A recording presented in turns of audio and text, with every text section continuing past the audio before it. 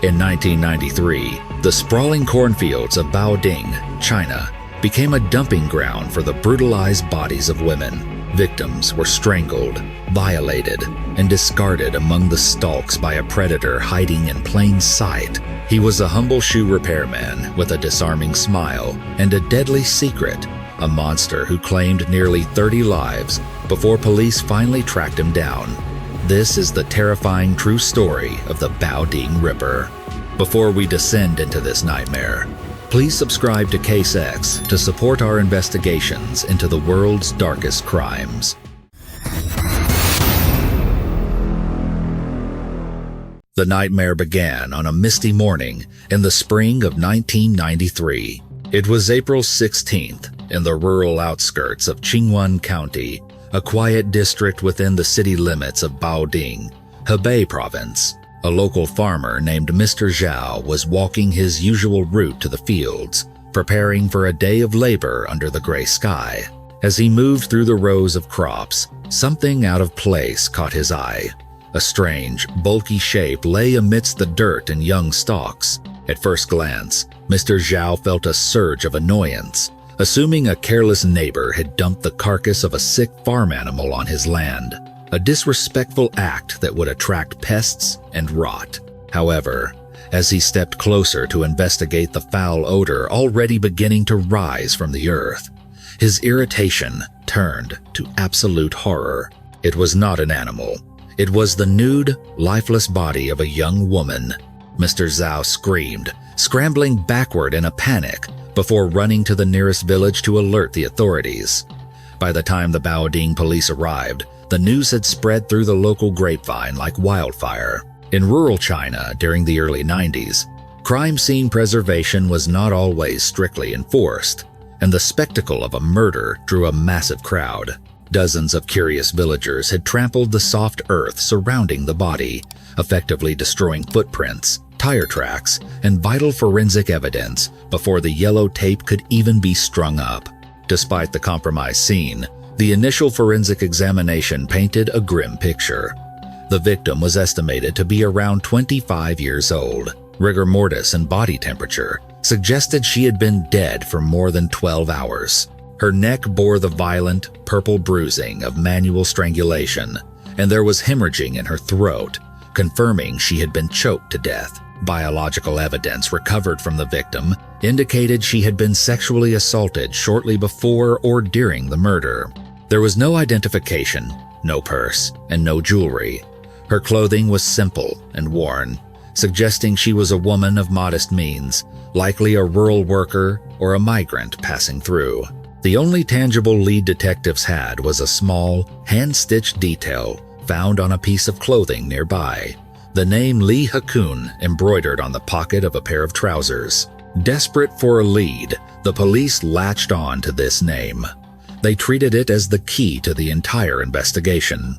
Authorities blasted the name across local newspapers, radio broadcasts, and bulletin boards, plastering the city with missing person notices. They utilized the hukou system, China's household registration registry, to track down every woman named Li Hakun in the region. The dragnet was extensive. They located 17 missing women in neighboring districts and 19 women specifically named Li Hakun. Investigators tirelessly interviewed families, checked alibis, and cross-referenced travel logs. But one by one, the leads went cold. None of the women named Li Hakun were the victim in the cornfield. It became agonizingly clear that the name on the trousers might have belonged to a relative, a friend, or perhaps the clothes were secondhand, a common practice in poorer rural communities. For 4 long months, the Baoding police hit a wall.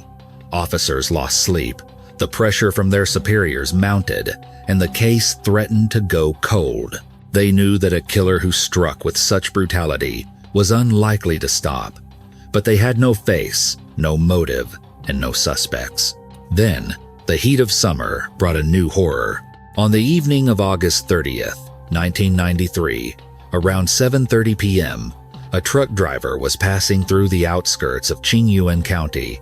Needing a restroom break, He pulled his vehicle over to the shoulder of the road and stepped into the tall, dense rows of a cornfield for privacy. The air was thick and humid, but as he moved deeper into the stalks, a stench far worse than the stagnant summer air hit him. Curiosity mingled with dread as he followed the smell. There, hidden deep within the green cover of the corn, lay a decomposing corpse. The scene was grotesque. The body was in an advanced state of putrefaction, making visual identification of the face impossible. The victim's clothing had been disheveled, her shirt pushed up above her chest, her pants dragged down below her knees, hallmarks of a sexually motivated attack. Police rushed to the scene. This time, they managed to secure the perimeter more effectively. Forensic anthropologists examined the dental records and bone structure, estimating the victim was a woman in her mid-20s. She had been dead for at least 15 days, her body baking in the August heat. Around her neck was the murder weapon, a tightly wound scarf. But as the crime scene technicians combed the area, they found details that made this crime even more heart-wrenching than the first. The corn stalks around the body were crushed and broken in a wide radius, indicating a fierce, desperate struggle. She had fought for her life. Then, they found the footprints. Imprinted in the dried mud were 3 distinct sets of tracks. One set belonged to the victim. The second set belonged to the perpetrator, a man wearing heavy shoes, whose gait suggested he was bow-legged, walking with a distinct outward curvature of the knees. The third set of footprints stopped the hearts of the investigators. They were small, tiny, the unmistakable prints of a young child. Nearby, partially hidden by the vegetation, lay a large suitcase containing children's clothing and toys. The implication was terrifying. This woman had been traveling with a child. Now, the mother was dead, and the child was gone. The psychological profile of the killer began to shift. This was not just a predator of opportunity. This was a monster capable of killing a mother in front of her child, or perhaps worse, abducting the child after the deed. The bow-legged footprints became a primary focal point for the profilers. Detectives deduced that the victim was likely a traveler, given the suitcase. She was probably blind flow population, a term used to describe the millions of migrant workers moving from rural villages to cities looking for work, often carrying their entire lives in luggage. 3 days after the discovery, a man named Ren Lawlin rushed into the Baoding police station. He was frantic. He told the officer on duty that his wife and young daughter had taken a train from their hometown in Xinyang, Henan province, to meet him in Baoding 2 weeks ago. He had been working in the city, saving money, and they were finally coming to join him so the family could be reunited. They never arrived. Police brought Mr. Ren to the morgue. Despite the decomposition, he recognized the clothing and the personal effects. He collapsed in grief. It was his wife. Mr. Ren provided a timeline. His wife and child had arrived at the Baoding railway station on the day of the murder. Witnesses at the station confirmed seeing a woman matching her description, waiting in the ticketing hall for several hours with a young child. They had looked exhausted and confused.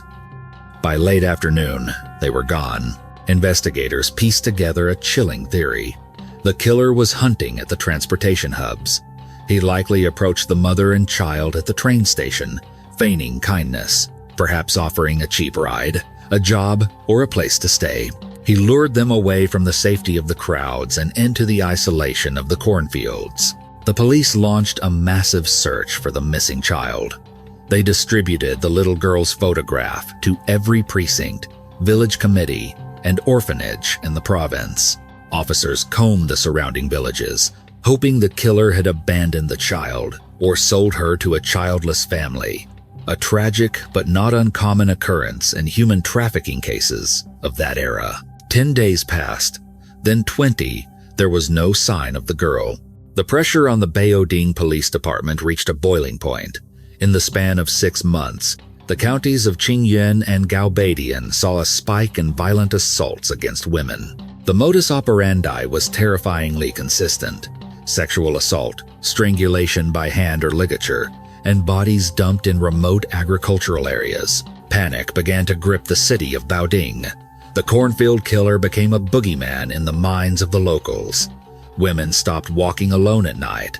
Female factory workers began commuting in large groups. The streets emptied out earlier than usual. Just as the public fear was peaking, another body appeared. It was 8:30 in the morning on September 22nd. Soldiers from a helicopter brigade stationed near Baoding were conducting a routine patrol of the airfield perimeter in a drainage ditch in Zone B, a restricted area not typically accessible to the public. They found the body of another woman. The forensic team arrived swiftly. The victim was slightly older, between 28 and 32 years old. Like the others, she had been assaulted and strangled. The time of death was fresh, less than 12 hours prior. Because this body was found in a military-controlled zone, the crime scene was pristine. There were no trampled crops, no gawking villagers. The mud in the ditch preserved the evidence perfectly. Investigators found clear tire tracks from a bicycle, a standard 28-inch wheel model, the workhorse vehicle of the Chinese working class. Alongside the tire tracks were the same distinct footprints found at the previous scene. A man wearing Jifeng shoes, cheap, green canvas, rubber-soled shoes, popular among farmers and laborers, and walking with a heavy, bow-legged gait. The profile was sharpening. The killer was a man, likely a local or a long-term migrant worker, about 5 feet 9 inches tall, thin build. He rode a bicycle, wore cheap labor shoes, and had a distinctive walk. He was poor, likely blending in with the thousands of other laborers in the city.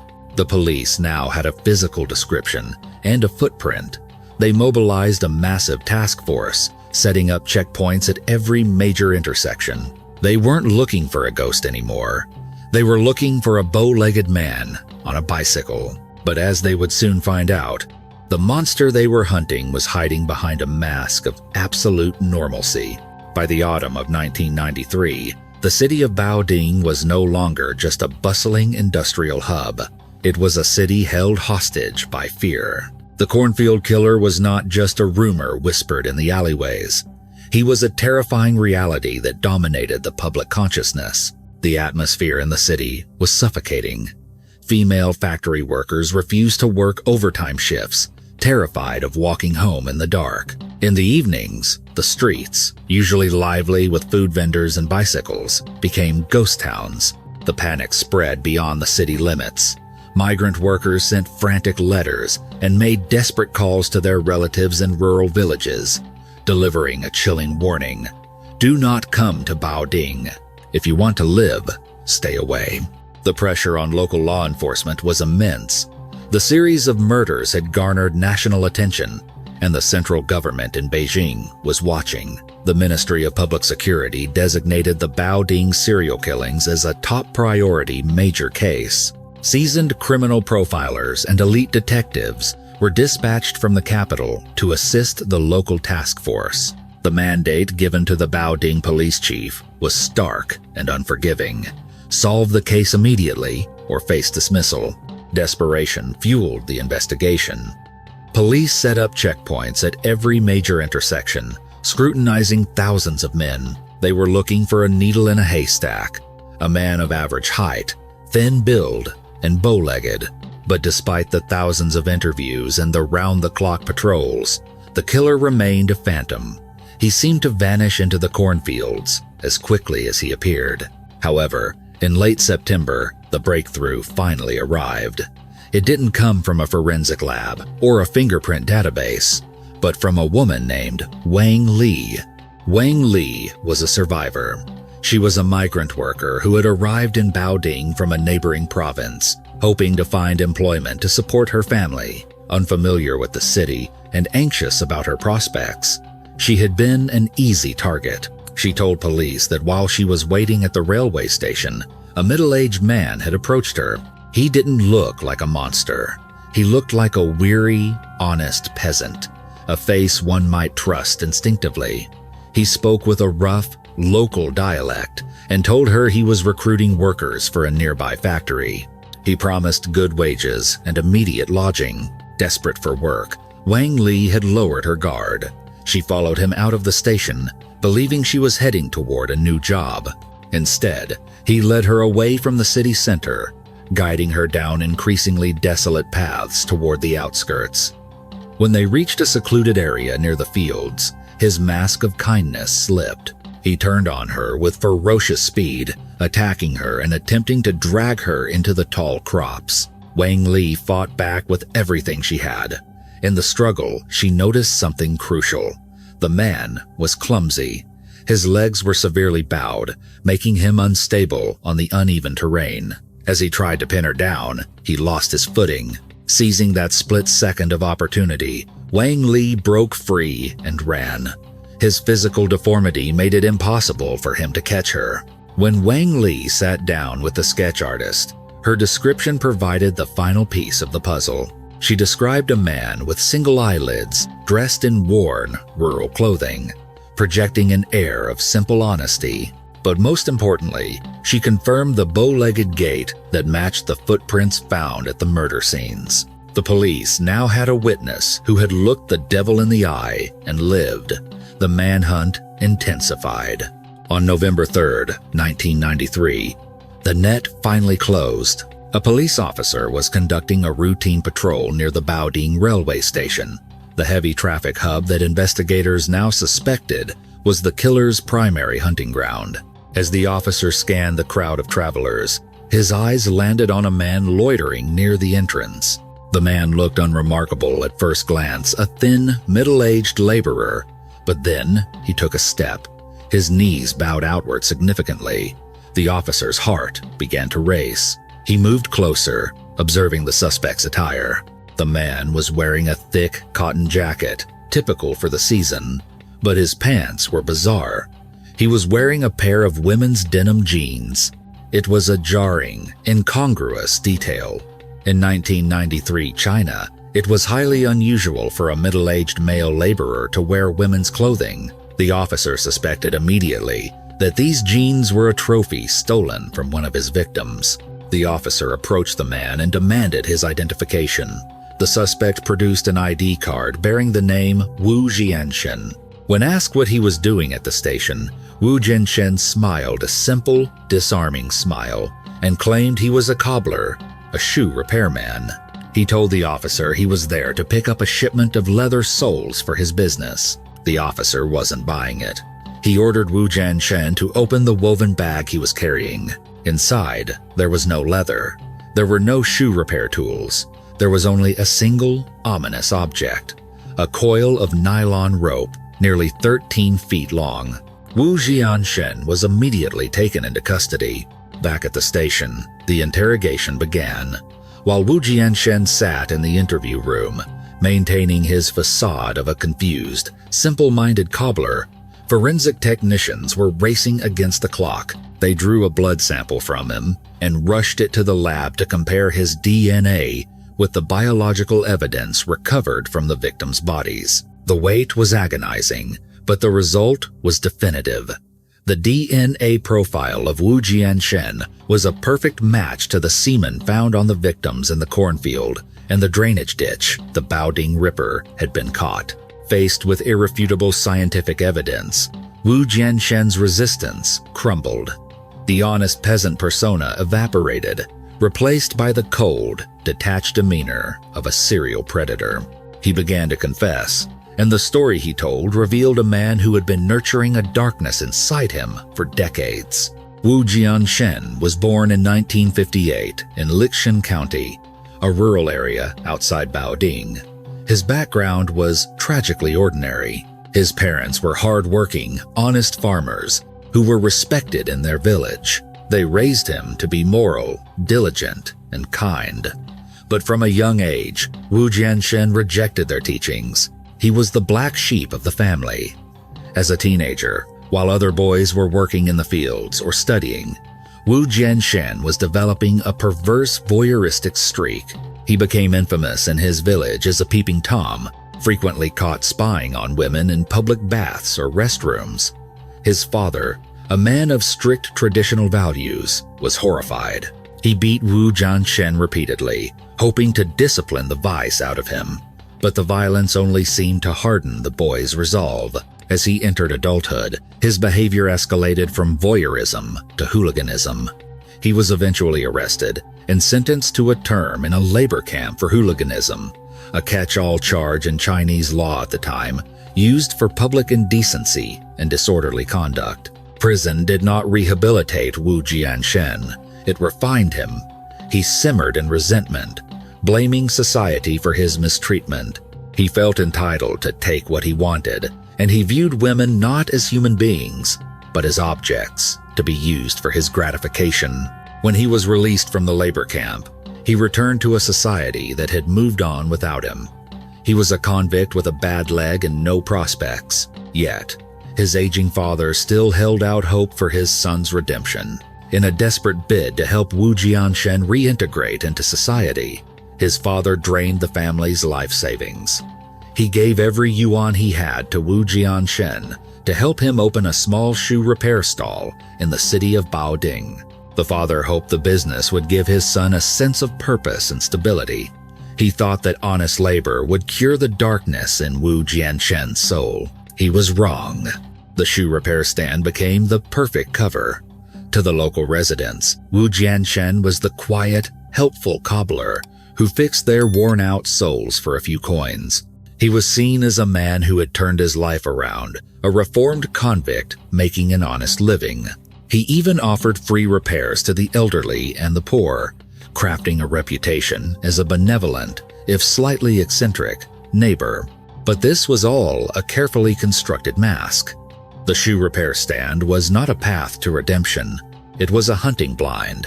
It gave him a reason to be in the city, a reason to observe the crowds, and a place to hide in plain sight. Wu Jianshen confessed that his first murder occurred in 1990. It was a crime of opportunity that unlocked a hunger he could no longer control. A young woman had come to his stall to have her heel fixed. She was attractive, and Wu Jianshen became obsessed. When she left his stall, he didn't just let her walk away. He closed up his shop early and shadowed her. He followed her through the streets until she reached a secluded alleyway. There, the kind cobbler attacked. He raped and strangled her, leaving her body in the shadows before fleeing back to his home village to hide. For 2 weeks, he lay low, terrified that the police would knock on his door, but no one came. The investigation stalled. The chaos of the city had swallowed his crime. When he realized he had gotten away with it, a terrifying realization took root in his mind. He could do it again.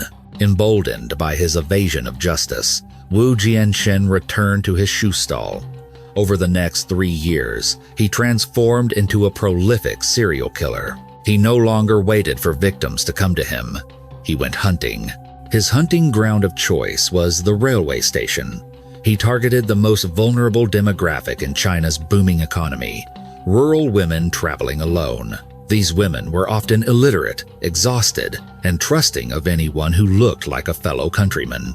Wu Jianshen, with his worn clothes and simple face, looked exactly like someone they could trust. He would approach them with offers that were too good to refuse: a job at a factory, a cheap ride on a 3-wheeled cart, or simply guidance to a bus stop. Once he lured them away from the safety of the crowds, he would guide them into the endless rows of corn that surrounded the city. There, amidst the rustling stalks, he would unleash his fury.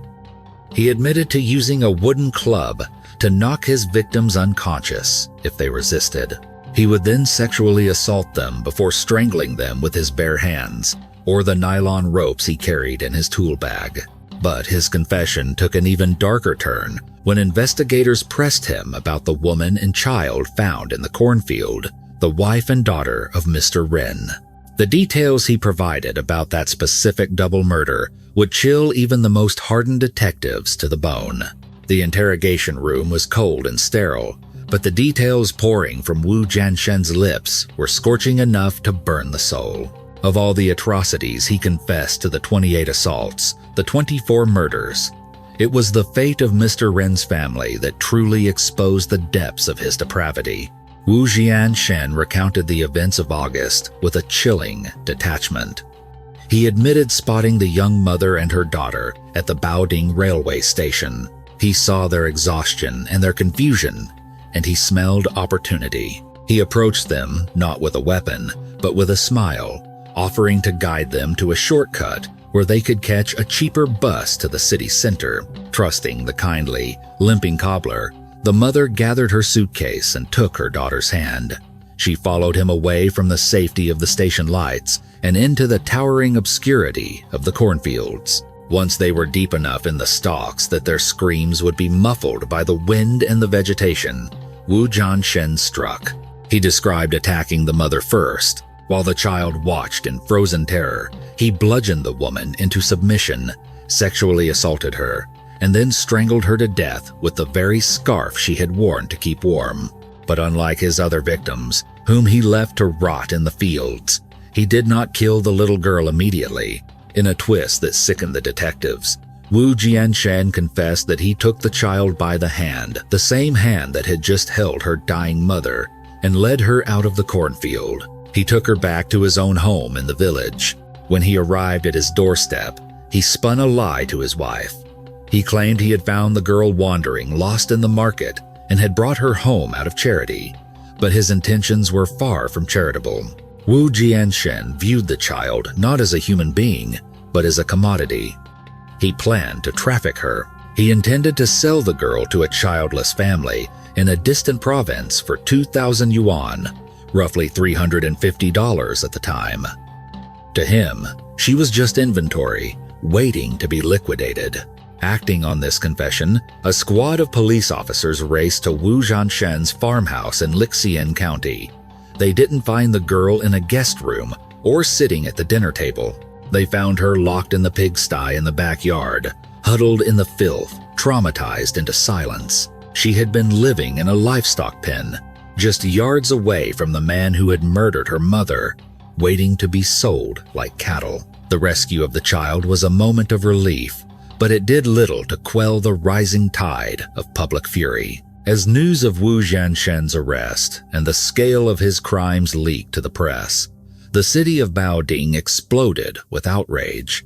The revelation that the cornfield killer was the local shoe repairman sent shockwaves through the community. Neighbors who had known Wu Jianshen for years were left reeling. To them, he was a pitiable, hard-working figure. He was the man who sat on his low stool day after day, fixing worn-out shoes for pennies. He was known for his generosity, often refusing payment from the elderly or the destitute. He had crafted a persona of a man who, despite his physical disability and past criminal record, was trying to do good. This duality is what made him so dangerous. He wasn't hiding in the shadows, he was hiding in the light. He used his poverty and his disability as camouflage. Who would suspect the crippled cobbler of being a sexual sadist capable of strangling 24 women? The mask of sanity, as psychologists call it, was welded tight to his face.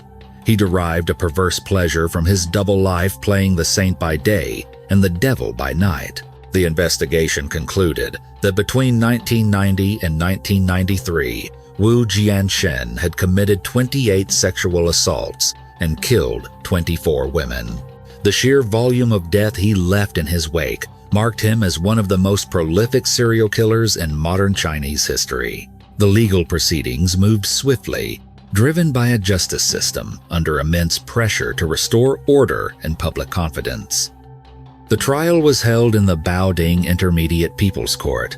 The gallery was packed with the weeping families of the victims, demanding retribution. Wu Jianshen stood in the dock, looking small and frail, stripped of the power he had wielded in the cornfields. The defense tried to argue for leniency, citing his difficult life and physical ailment, but the prosecution dismantled these excuses piece by piece.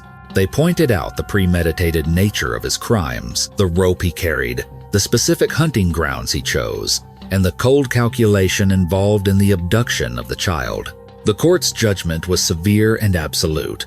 Wu Jianshen was found guilty of homicide, rape, and robbery. The judge described his crimes as exceptionally cruel and a disaster for society. There was only one sentence that fit the magnitude of his atrocities: death. In December of 1994, Just over a year after his arrest, Wu Jianshen was transported to the execution grounds on the outskirts of the city. In accordance with the Chinese judicial practices of the era, he was forced to kneel in the dirt. A bailiff stood behind him with a rifle. With a single gunshot to the back of the head, the reign of the Baoding Ripper was brought to a permanent end. The gunshot echoed across the fields, bringing a final, violent closure to a violent life. But for the families of the 24 women he murdered, and for the little girl found in the pigsty who would grow up with the memory of that day in the cornfield, the scars would never truly heal. Psychologists and criminologists have long debated the origins of such evil. The classic nature versus nurture argument often looks for a trigger, a history of abuse, a traumatic brain injury, or extreme poverty. But Wu Jianshen defies the typical profile of a victim-turned-victimizer. His parents were not monsters. They were decent, moral people who tried desperately to guide him toward a righteous path. They disciplined him when he strayed and supported him financially when he failed. They gave him everything they had, including their life savings, to help him start a business. Yet, Wu Jianshen rejected every hand extended to him. He was not shaped by a cruel environment. He poisoned a good one. This case serves as a terrifying reminder of the randomness of evil.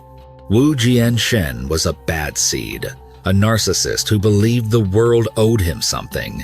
He viewed his own failures not as a result of his laziness or immorality, but as insults from society. His misogyny and violence were not reactions to trauma, but manifestations of an innate, festering entitlement. He killed because he wanted to, and he stopped only because he was caught. The story of the Baoding Ripper is more than just a historical account of a serial killer. It is a grim cautionary tale. It challenges our assumptions about danger. We are taught to fear the snarling beast, the obvious villain, the stranger in the dark alley, but true danger often wears a smile. It offers to help carry your luggage. It offers to fix your shoes for free. It looks like a harmless man with a bad leg, standing in the sunlight, waiting for you to trust him. In a world where we are encouraged to see the best in people, the legacy of Wu Jianshen forces us to acknowledge the uncomfortable truth. Sometimes, the devil is just a man standing next to you at the train station. This case remains one of the most disturbing examples of deception in criminal history. Wu Jianshen managed to fool an entire community, hiding his monstrous nature behind a facade of humility and hard work.